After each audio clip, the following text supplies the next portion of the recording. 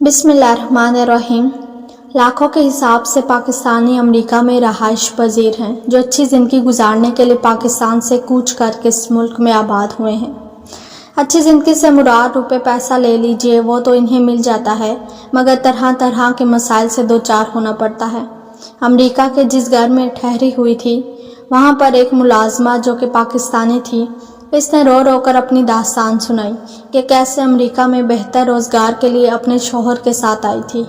हर सुख हर दुख में उसका साथ दिया, इतनी मेहनत की कि दोनों ने मिलकर खाने पीने की अशिया का स्टोर खोल दिया। देखते ही देखते इसके दिन फिर गए, हालात इतने अच्छे हो गए कि बीवी ने स्टोर में जाना बंद कर दिया और घरदारी में मसरूफ़ हो गई थी। लड़के जो कि जवान होने को थे, अच्छे स्कूल में पढ़ रहे थे कि अचानक मियाँ को क्या सूझी कि इसने दूसरी शादी कर ली। लेकिन बीवी को इस बात की खबर तक न होने दी, यहाँ तक कि उसे तलाक भी दे दी। एक रोज़ इसके बेटे ने माँ से कहा, अम्मी आपको मालूम है कि डैडी ने दूसरी शादी कर ली है और आपको तलाक दे दी है। ये सुनकर इस खातून के होश उड़ जाते हैं।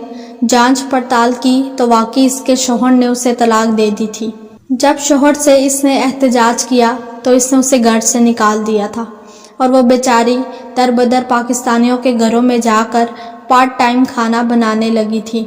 इस खातून को मैंने अपनी मेज़बान के घर में देखा तो वो शक्ल और सूरत से बिल्कुल मुलाजमा दिखाई नहीं दे रही थी।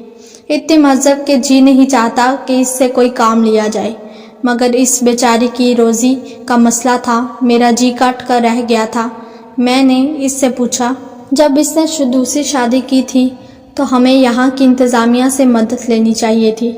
यहाँ के कानून के मुताबिक आधा हिस्सा हमें जाना था। वो आंखों में आंसू बढ़ते हुए गोया हुई। इस शख्स ने इतनी मोहलत ही नहीं दी कि मैं यहाँ की इंतज़ामिया को बता सकती। बेयारो मददगार बच्चों समेत अलग पाकिस्तानी घर में पनाह लेने पर मजबूर हूँ।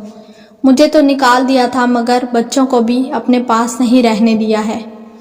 इनको भी मेरे हमरा घर से बाहर निकाल दिया है। बच्चे बेचारे इस काबिल नहीं कि कुछ कमा सके। मैं मेहनत मजदूरी करके इनको पढ़ा रही हूँ। जो ही किसी काबिल हो जाते हैं तो अपने शौहर पर मुकदमा दायर करके अपना हिस्सा लेंगी।